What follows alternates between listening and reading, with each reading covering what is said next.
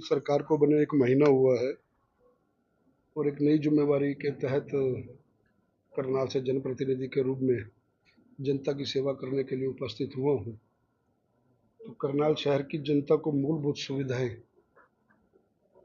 Proper मिलती रहें, निरंतर उसमें प्रयासरत हूँ और आज से ही कुछ विभागों की बैठक लेनी शुरू की है। निरंतर जनता के बीच में हूँ और सरकार बनते ही डेंगू जैसी गंभीर बीमारी का कहर पूरे प्रदेश पे है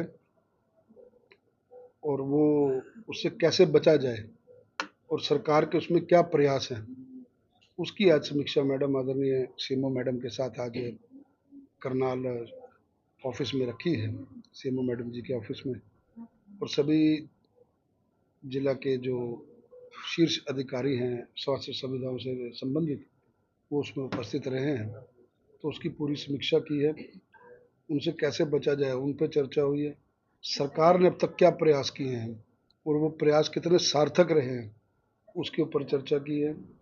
और मुझे खुशी है कि भाई सरकार द्वारा जो सुविधाएं जनता को दी जानी है उसमें करनाल नंबर 1 है, चाहे वो फॉगिंग के लिए हो, चाहे वो मेडिकल सुविधाओं को लेकर के हो, चाहे कोई इक्का दुक्का इस प्रकार के केस आते हैं कि प्राइवेट हॉस्पिटल्स कुछ डेंगू के नाम पर ज़्यादा चार्ज कर रहे हैं। तो ऐसा कोई मामला सीएमओ मैडम से जब डिस्कस किया तो कोई संज्ञान में नहीं आया।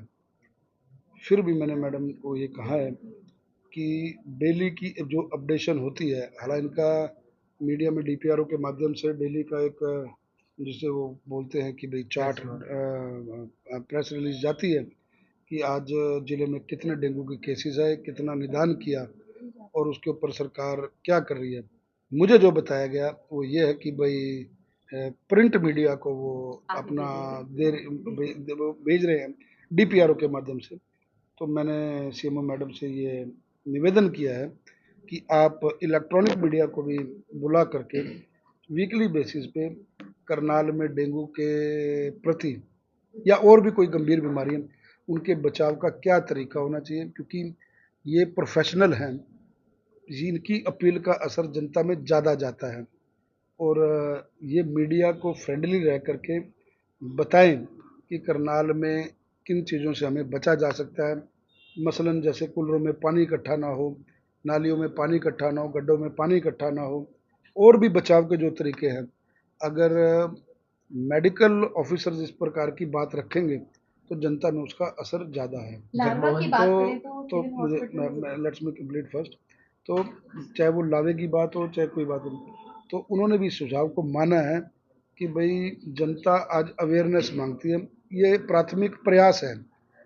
उन प्रयासों को हम जितना सुचारू रूप से चलाने का काम करेंगे तो वो सोसाइटी के लिए, समाज के लिए ज़्यादा अच्छा है।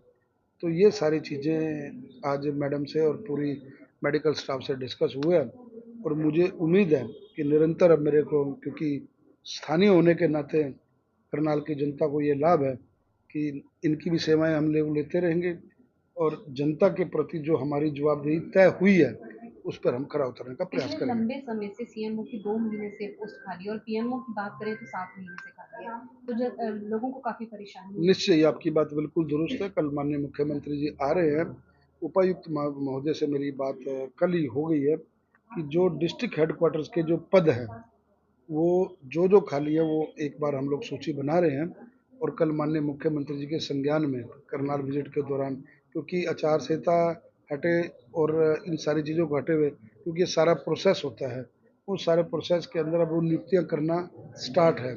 तो कल माननीय मुख्यमंत्री जी के संज्ञान में दे करके करनाल के अंदर सीएमओ हो, पीएमओ हो और भी कई पोस्ट हैं जैसे डीटीपी हैं या स्टेट ऑफिसर का पद है या कुछ एसडीएम्स हैं, वो उन सारी चीज़ों के ऊपर कल संज्ञान लेकर के और ये नियुक्तियां जल्द कर दी जाएगी। कल उनका कहाँ पर कल माननीय मुख्यमंत्री जी 3 बजे से लेकर 5 बजे तक करनाल में रहने वाले हैं।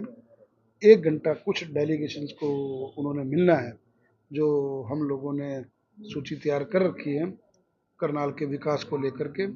और उसके बाद 1 घंटा वो छठ पर्व पर अपना अपने जो पूर्वांचल समाज है उन जो एक बहुत बड़ा त्यौहार है उसमें आएंगे और उसमें शिरकत करेंगे तत्पश्चात 5 बजे वो कुरुक्षेत्र के लिए प्रस्थान करें। हॉस्पिटल के अंदर एमआर आते हैं, उनके लिए मतलब प्रबंध काफी बार खबरें भी चली हैं, लेकिन कोई कार्रवाई नहीं की गई। देखिए, अब सब कार्रवाई होगी।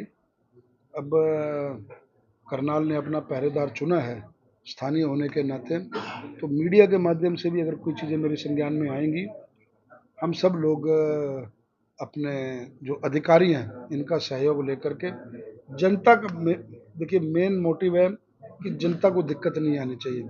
चाहे अधिकारी हैं उनका भी प्रयास यही है, चाहे राजनीतिक व्यक्ति उनका भी प्रयास यही है।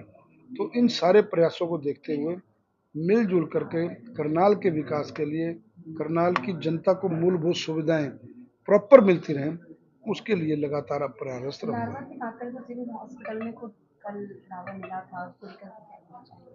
निश्चित ही इस बारे में सीएमओ मैडम के भी संज्ञान में लाया गया है कि चिराग तले अंधेरा नहीं होना चाहिए, और मैडम ने भी माना है क्योंकि महिला अधिकारी हैं और दो दो जगह का चार्ज है। बैतूल डिस्ट्रिक्ट भी बहुत बड़ा है और करनाल भी बहुत बड़ा है, तो कुछ मजबूरियां और रहती हैं, इसमें कोई दो राय नहीं है। मैं किसी की फेवर नहीं ले रहा हूँ, लेकिन मैडम को भी कहा गया है कि भाई आसपास अपने अधिकारियों को निर्देशित करें कि हम अपने आसपास पहले सफाई ज़्यादा रखें। लोगों को शिक्षा देने से पहले, लोगों से बात करने से पहले हमें अपना घर पहले देखना चाहिए। तो उस पर भी मैडम हमारे से बहुत सीनियर हैं और इन चीज़ों पर सब ध्यान देंगे। जगमोहन जी, डॉक्टरों की कुछ है जो भर्तियां नहीं हो पाई, स्पेशलिस्ट जो है इसके ऊपर भी मैंने जानकारी ली है अभी सीएमओ मैडम से। उन चीज़ों को भी समझा है कि क्या कारण है, इसके बेसिक कारण क्या हैं, कि भाई किस वजह से भर्तियां होने के बावजूद भी वो डॉक्टर्स सुविधाएं जनता को नहीं दे पा रहे या सेवाएं नहीं दे पा रहे। तो उसके ऊपर भी कुछ सुझाव सीएमओ मैडम से आए हैं और मैं समझता हूँ वो सुझाव ठीक भी हैं।